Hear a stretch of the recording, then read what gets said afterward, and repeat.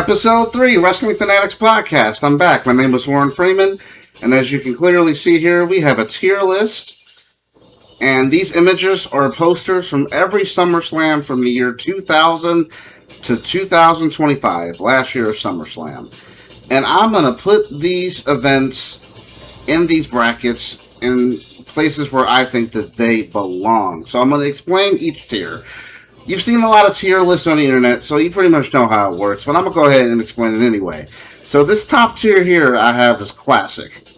So a classic show, just to give you some context, in my opinion, would be like, I don't know, WrestleMania 17. If I were doing WrestleManias, that would be a classic show. A classic show is untouchable, damn near perfect, every match hit, classic. So that's that top tier. The bottom tier here is great. Meaning, okay, it was it was great. You had a lot of great matches on there, but it's not quite classic. But it's great. Solid is like, alright, that was a solid show. You had maybe like a good main event, or maybe the main event matches were solid. Maybe the undercard was a little meh, but you had a solid show. So that's that tier. Serviceable is, I just put serviceable. I'm like, it's average. Had the potential to be good. All the pieces were there to be good, but it just didn't quite live up to expectations of solid, great, and certainly not a classic, but serviceable for a pay-per-view or PLE. And then refund is just, I want my money back. It was trash, no redeeming quality whatsoever. So those are the tiers, and I'm going to try to get through this as quickly as possible. I don't want this video to drag on too long. I'm actually considering splitting it up into 2 parts, but we're just going to see how it goes. We're just going to vibe and see how it goes. All right, so the reason why I started from the year 2000 is because that's the year that I really started watching wrestling. For the most part, I watched sporadically in 1998 and 1999, but 2000 was like the year that really stuck out for me. That's when I started watching, and I actually remember watching in December of 2000. So from then on, I just haven't stopped watching since, and I've been a fan of WWE ever since that time. But even though I started in I started in December of 2000 watching, I still went back and watched all the 2000 pay-per-views for the most part. And I'm going to start with SummerSlam 2000, which I have watched numerous times. I will look down, because I do have Wikipedia pulled up, because I'm not going to remember every single match from every show. But I will say SummerSlam 2000, I kind of...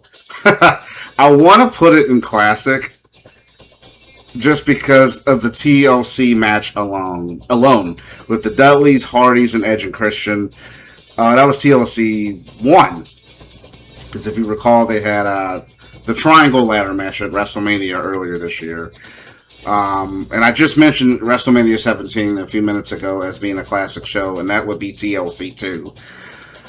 But TLC 1, man... that match alone makes me want to put it in a classic. The triple threat main event with The Rock, Kurt Angle, and Triple H. That's a classic match, especially considering that Kurt Angle got a concussion at the beginning of the match with a pedigree that went wrong. A lot of more notable matches from this show was Chris Jericho versus Chris Benoit was really good. Undertaker and Kane was kind of a disappointment. It had the potential to be good, but ended up not being that good. I'm actually looking now. I know that match didn't go long. It went like 7 minutes and 33 seconds, and Undertaker tore off Kane's mask. It basically just ended up being a street fight without a finish. And a non-finish on a pay-per-view is a no-go, because you're paying money to see a finish. So Undertaker and Kane had the potential to be good, but with that non-finish, that really brought that down. Also, anybody that knows me knows I'm a Shane McMahon fan. So, Steve Blackman versus Shane McMahon. It was what it was. Hardcore matches back in the day were chaotic, all over the place. But hey, Shane literally falling off the Titantron. I mean, he's the boss's son, didn't have to do it, but he did it anyway. So, this card had 10 matches on it. And I will say, for the most part, I will say 5 of them were great, if not classics. But it's half and half. So with that alone, I gotta put SummerSlam 2000 in great. It had a lot of classic matches, though. So with that, that's going in the great. So next we are moving on to SummerSlam 2001. And this was at the height of the Invasion storyline, if you recall. In kayfabe, Shane McMahon purchased WCW. And it was lame because you didn't have all the top stars at the time. You know, the Ric Flairs, the Scott Steiners, the Scott Hall, Kevin Nash, all those guys.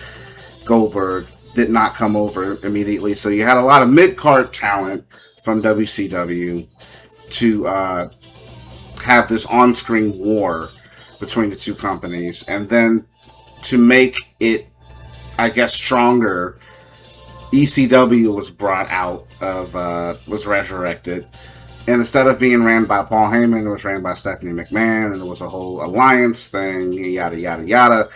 Anyway, I will say SummerSlam 2001 is definitely a step down from SummerSlam 2002.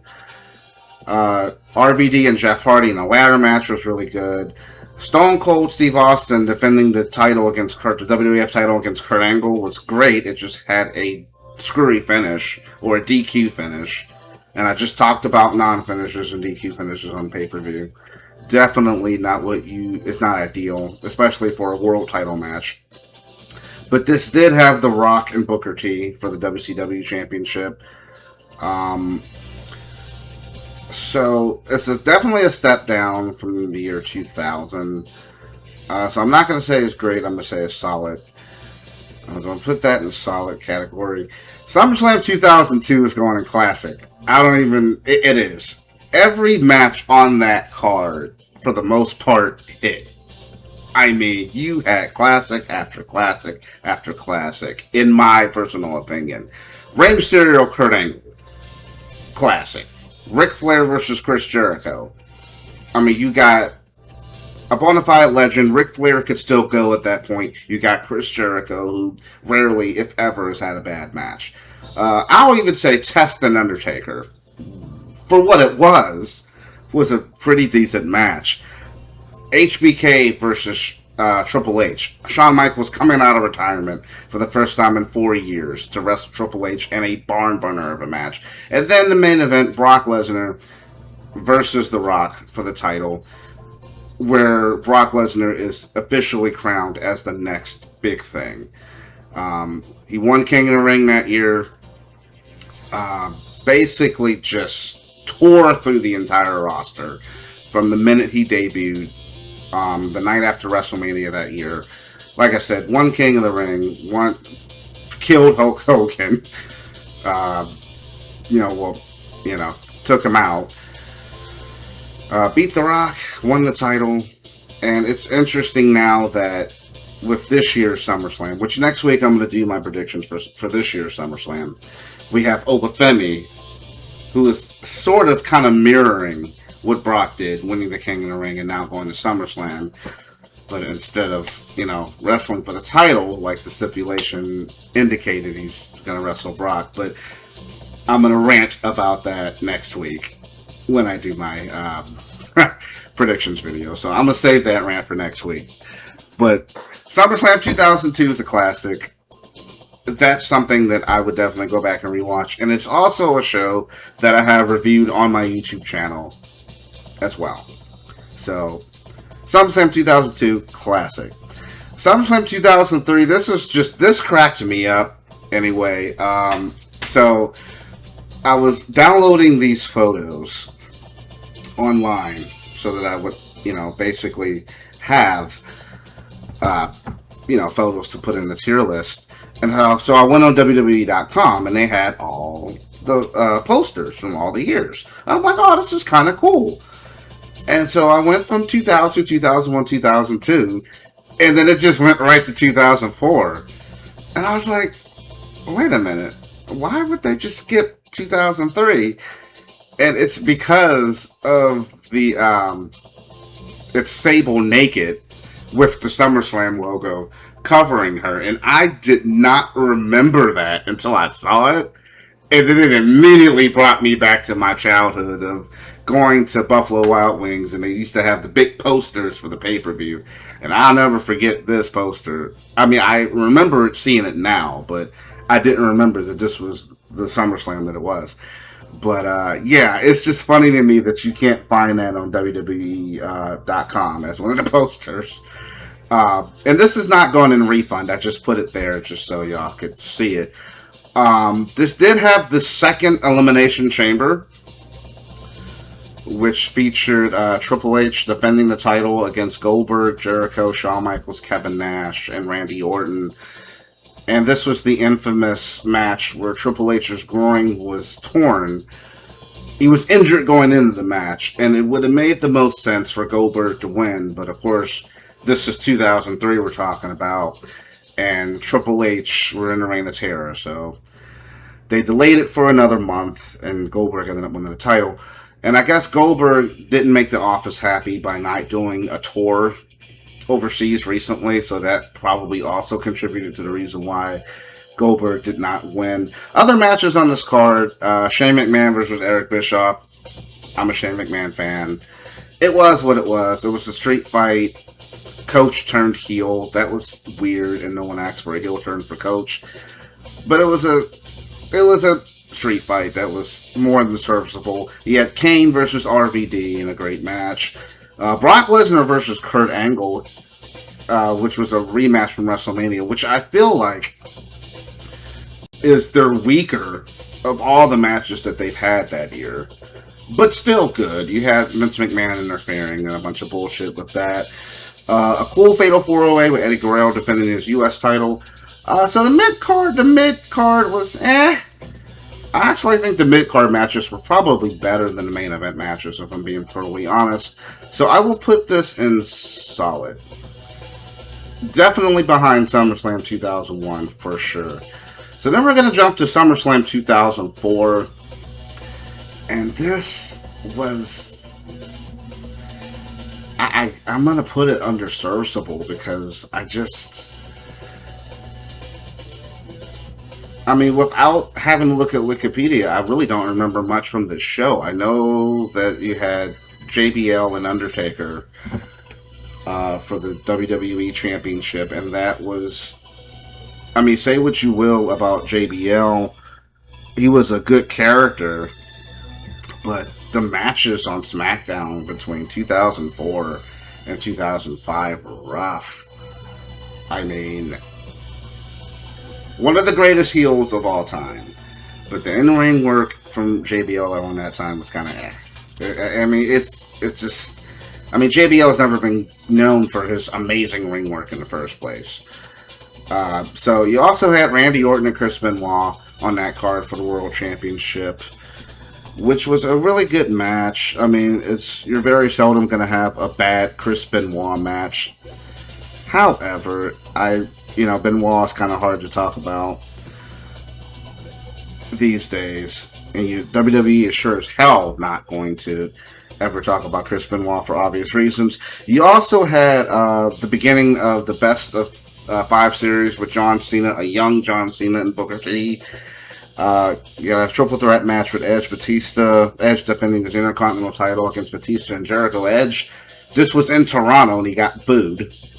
So you hear Jerry Lawler on commentary talking about Bizarro Land the whole night. So I'm going to put this in serviceable. I did review SummerSlam 2004 also on my YouTube channel.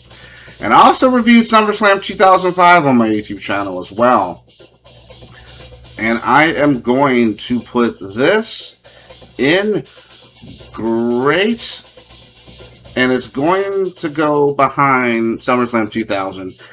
Um, when I was younger, I enjoyed Shawn Michaels and Hulk Hogan, but as I've gotten older and got more knowledgeable about the business, I realized that Shawn Michaels was making a mockery of the whole thing, and that's only because Hogan had the Hogan and refused to do a series with Shawn Michaels. Instead of it being the best of three, it was just Hogan said, "Brother, we're doing 1-1 or one and done, and I'm over, brother." And apparently that did not sit well with Shawn Michaels. So it's a fun match to watch because you see Shawn Michaels just overselling the hell out of Hogan's offense, and it's hilarious. This was the infamous Matt Hardy and Edge match. And again, I'm not going to spend too much time on this because I've already reviewed the show. Matt Hardy and Edge with a non-finish, but that made sense. They made up for it the next month in Unforgiven.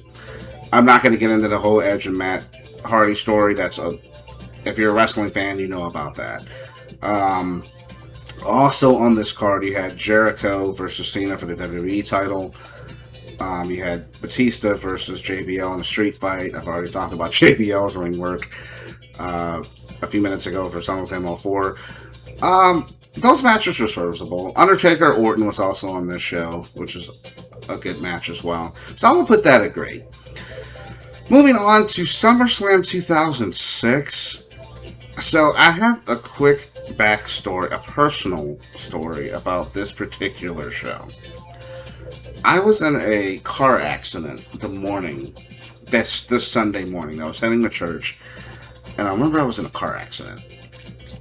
Went to the hospital, got stitched up, still made it to church, to testify on, how I had been spared, because it was a pretty bad car accident. But anyway, later on that night, I remember I ended up going to Buffalo Wild Wings to watch this show. And I don't know if maybe I was upset that I no longer had a car anymore, or the fact that when I got to the restaurant, it was standing room only because it was packed. So I didn't get to sit down. I had to stand up the whole show. So I went into this show already irritated, right? And I also reviewed this show on my YouTube channel as well, so that's why I'm not going to really go too much into it. But I will say, I already went into the show already kind of pissed off. So then when you get a screwy finish with Batista and Booker T, or disqualification, it's like, okay, what are we doing? Right? Because that was a world title match. Edge and John Cena main evented the show, which was, and the stipulation was if Edge got disqualified, Edge loses the belt, but then he still cheats to win anyway. You had D-Generation X destroying the Spirit Squad again, because they had just main evented the pay-per-view prior, where it was 5-on-2, but they were wrestling the McMahons. I will say, Shane McMahon going for the coast to coast and Shawn countering with the super kick was sick as hell. That was just a sick counter. That was a good moment from that match, but other than that, the match kind of just dragged. As I said, Spirit Squad interfered and got buried. Let's just be honest. You had other heels try to help the McMahons win. But DX ended up winning that match. I did enjoy Mick Foley versus Ric Flair in an I Quit match. That was just two old bastards beating the hell out of each other. And I did quite enjoy that. I mean, Big Show versus Sabu for the ECW title. What are we doing? Get out of my face with that. And there's nothing else on that card that was really all that good. So I kind of want to put it, I'm going to put it in serviceable for now, but it might go in a refund later, because I'm going to reshuffle these once I'm done. But right now it's going to go in serviceable. 2007 kind of has a dark cloud over it because of the aforementioned Chris Benoit situation, which I'm not going to go into that. I'm just going to say the Chris Benoit situation. It was a month after that. Triple H did return at this event, to face Booker T. He had injured his quad that January, so he made his grand return to face Booker T. So that was one selling point to this show. Another selling point was Rey Mysterio made his return as well from injury, and he came out as the Silver Surfer to wrestle Chavo Guerrero. That was cool. Batista versus Khali, get out of my face with that, was trash. And this was the first ever meeting between John Cena and Randy Orton, which would be a match that would be overdone for the next 10 years. So I'm going to put this under serviceable, but it's definitely going there, because that was SummerSlam 06. It was better than SummerSlam 06. So it's going to say it's serviceable. SummerSlam 2008. I want to put this in great? Great or solid? I'm going to put it in great for now. Because this had the Hell in a Cell match with Undertaker and Edge in the main event. And that is low-key one of the best Hell in a Cell matches ever, in my opinion. Especially considering that 2008 was when they had just started to turn PG. It was like a month before this where they turned PG. And they did not bleed Taker and Edge in this match. But they had a war. This also had John Cena versus Batista. This was the first ever meeting between John Cena and Batista. And I'm just realizing, as I'm doing this video, that SummerSlam 2007 was the first meeting between John Cena and Randy Orton, and SummerSlam 2008 was the first meeting between John Cena and Batista.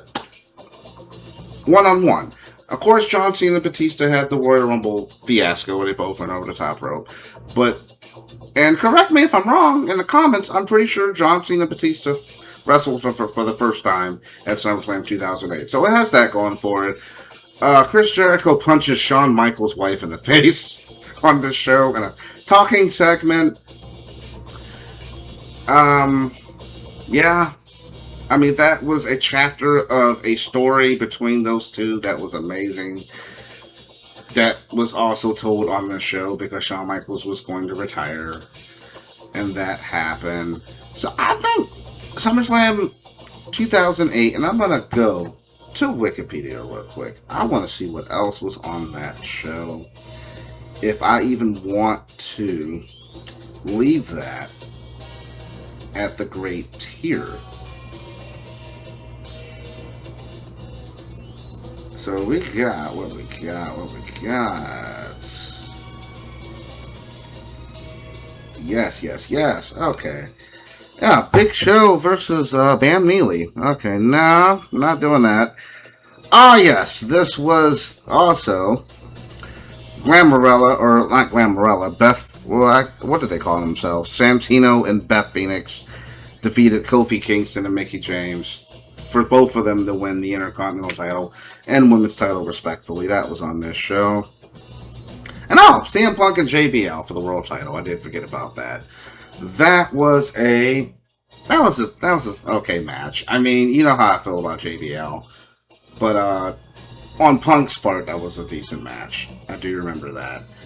JBL trying to get Punk to drink whiskey on Raw, and Punk threw the whiskey in his face. Yeah, that's good. I'll put it in great. Put it in great. SummerSlam 2009. So this was right before I joined the military in 2009, and I left for basic training. The week of this show, because I remember all my friends got together and we watched Raw, and I left like the next day for basic training. So obviously I have gone back and I have watched this show.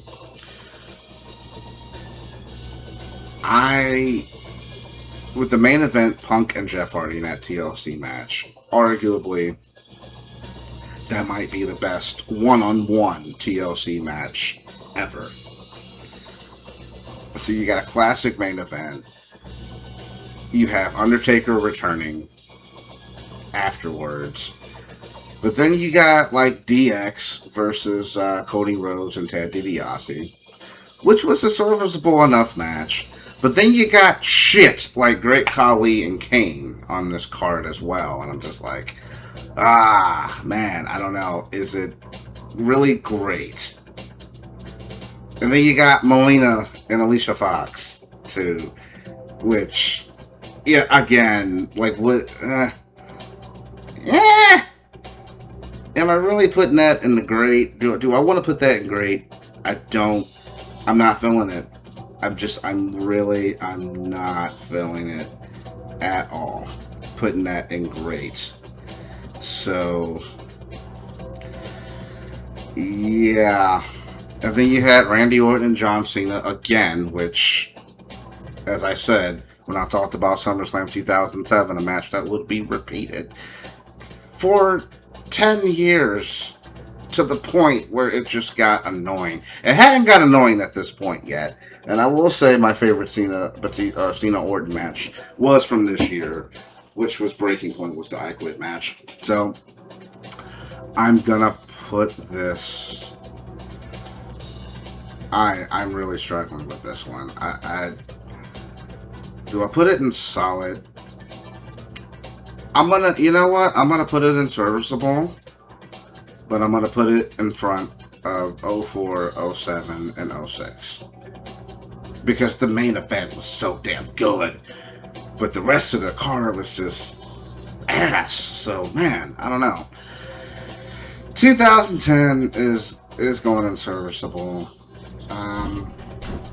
This was the Nexus angle where it was Team WWE versus Team Nexus. Nexus should have won to establish them as a credible threat. And they did not, because Super Cena is going to Super Cena. So that is going to go in serviceable for sure.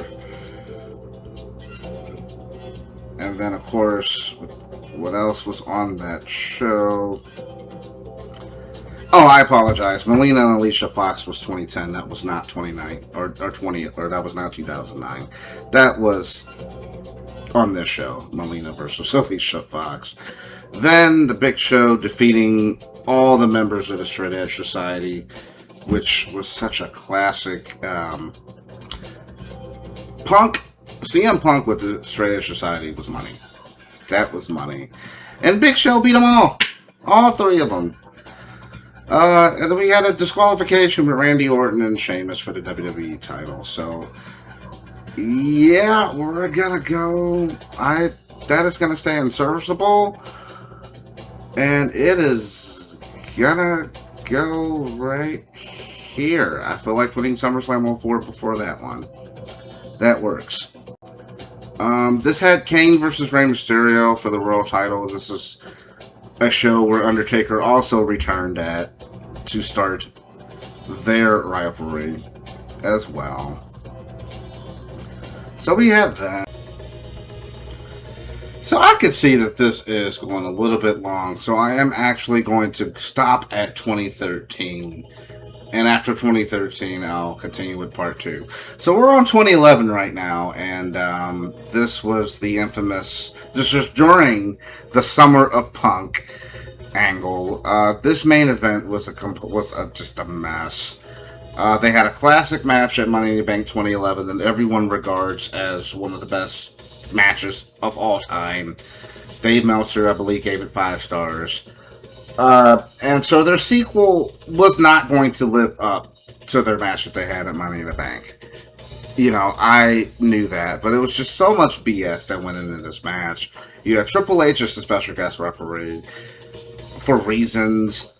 You had Kevin Nash interfere for reasons that just didn't make sense. And then there was a cell phone and John Laurinaitis. Just a bunch of bull. And then Alberto Del Rio cashed in, completely nerfing the Summer of Punk.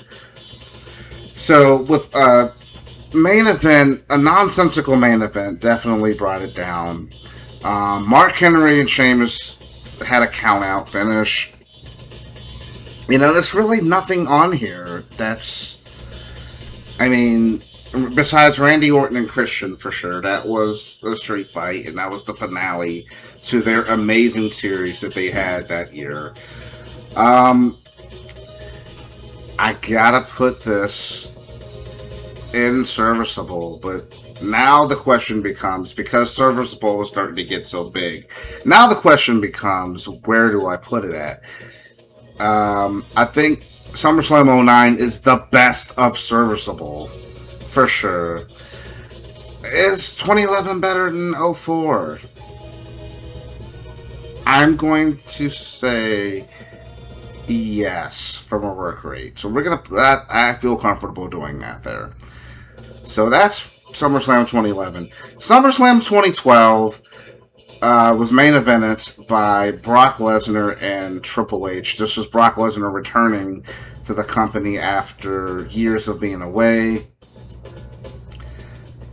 I gotta say, this was a typical Triple H match. And what I mean by that is a match that goes long that doesn't need to go long.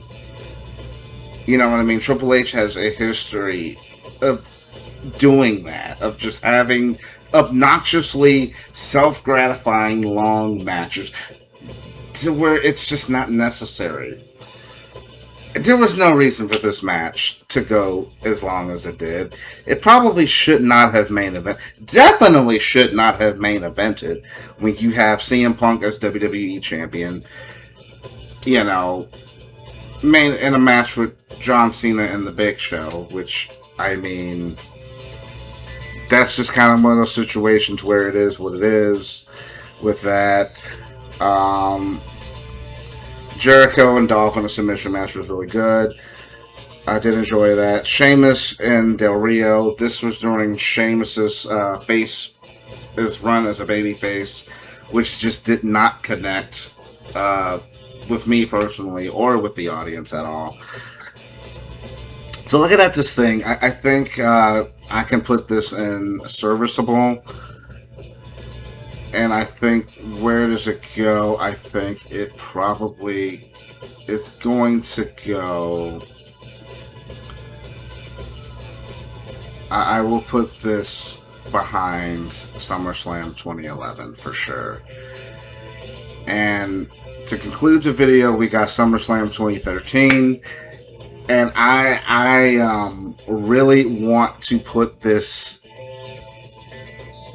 in Classic. It's in consideration for it to go in Classic. It really is, with just 2 matches alone. You got Daniel Bryan versus John Cena in the main event for the WWE Championship, and you got CM Punk versus Brock Lesnar. You have 2 really, really good matches that makes me want to put it in Classic. But looking at the card, you know, you got the Ring of Fire match with Kane and Bray Wyatt. If this was like the beginning of the Wyatt family, of that gimmick for him. Man, why? Listen, Inferno matches are what they are. I get that they're dangerous. But don't tease us by surrounding the ring in fire with no one actually getting set on fire. So, for that. The visual, of course, was cool. You know, seeing the ring surrounded by fire, but no one got set on fire. So why have the stipulation? Cody Rhodes and Damian Sandow had a grudge match. And I was actually at Money in the Bank where Damian Sandow won the briefcase by throwing Cody off the ladder. So they paid that off there. Alberto Del Rio defending the title against Christian.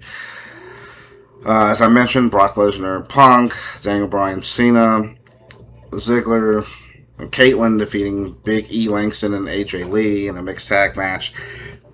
You got 2 great classic matches, but the rest of the card is just average. So then, what do I do with that? I think we put SummerSlam 2013 in great, but it is at the bottom of great. You know what? No, nah, I'm not doing that. We're gonna put it in solid, but we're gonna put SummerSlam. We're gonna bump SummerSlam 2003 out of the way and put SummerSlam 2013 in second place in the solid tier. So to wrap up this video, I'm just gonna see where we're at right now.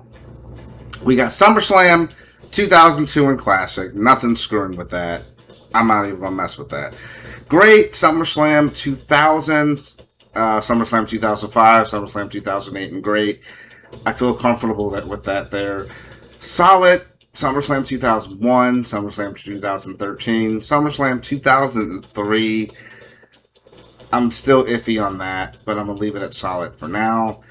And serviceable, I'm pretty much comfortable with for the most part. 09 being the top of serviceable, which is with the main event with Punk and Jeff Hardy in the TLC match. 2011, 2012, 04, good, and then this is 2010.